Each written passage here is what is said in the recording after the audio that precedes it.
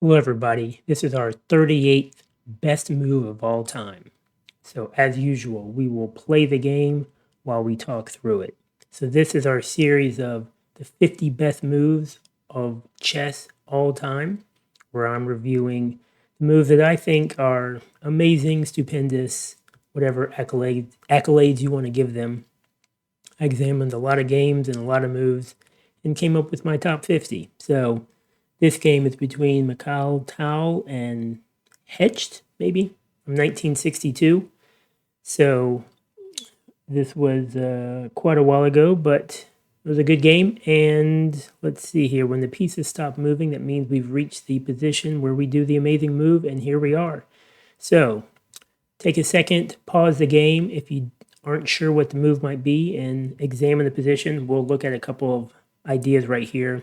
This pawn, obviously, on g7 is just one square away from promoting. It doesn't really have a path to promotion right now because the rook is blocking it, but that's important. This knight is active. This bishop is active. Either rook can jump into the game really quick along the e-file. This knight is attacking this bishop, though, so that could be a problem. So if you think you know what it is, write it in the comments. And otherwise, we will take a look and see what the move is. So in this position, white plays the amazing. You ready for it? The stupendous, the as you expected, bishop to f5. Is that what you expected? Is it? Is it? So that's an amazing move because it's not a check. It's not forcing anything. It's just a gentle question to the queen. What do you want to do? Do you want to move? Do you want to take? So we'll examine what happened in the game after this point. It's actually a good while longer in the game until this game is finished. And we'll see. And then after that, we'll look at some of the other lines. So in this position, with the queen being attacked, what does black do? He just takes the bishop on h4, leaving his queen. Okay, so then bishop obviously is going to take queen. Now bishop attacks on c4 and the check. The knight jumps in, attacking the king. King moves up, bishop moves back. In this case, the knight is undefended, but this bishop is undefended. So it's like, hey, you want to trade? Black just says, I'm going to get this pawn. It's just causing me trouble. And then that was also a double attack on g2, right, with the knight and the rook. So it wasn't just taking the pawn. It was doing two things at one time. King takes, bishop takes. And then you can see from the evaluation bar, this is pretty much an even game. White has a very slight advantage, even though black is up 1 point material. Knight out. And then we'll just look to see how this game. So rook takes over the open file, rook check. Rook check again. They dance around for a minute. Okay. White's starting to improve the position. Move that knight out of there. Doubles up the rooks. Bishop attacks the rook.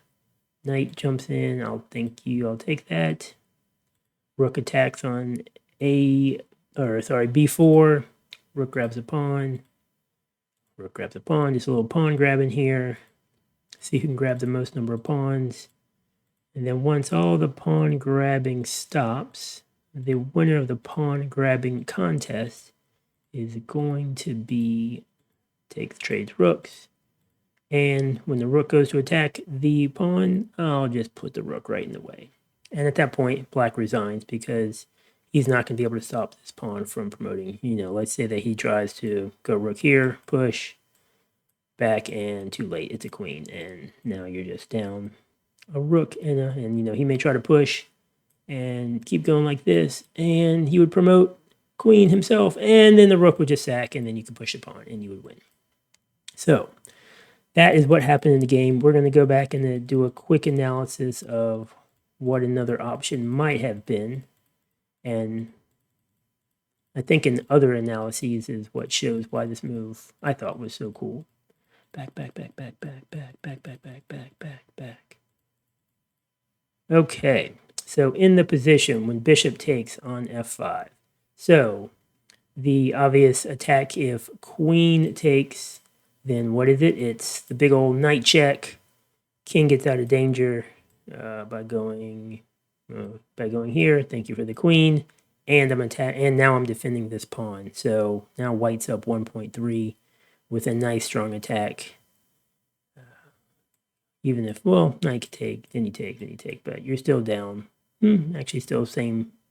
White's still up about the same. So that could be a possible line.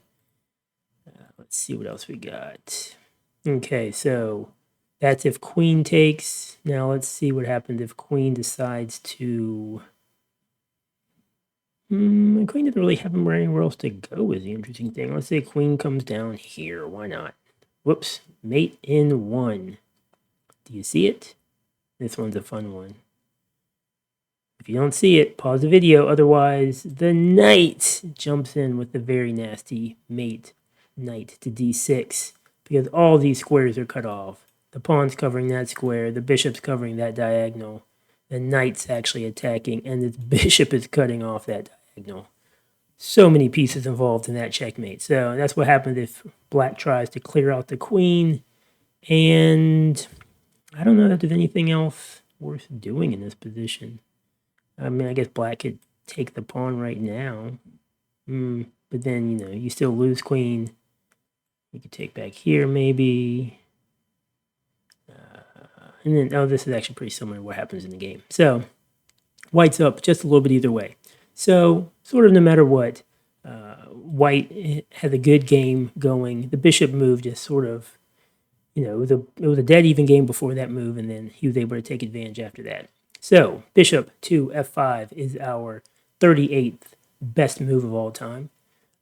We hope that you're enjoying these videos in our series, and more of these videos are down here to my right. If you like what you're seeing, then like and subscribe. Okay, thanks for watching.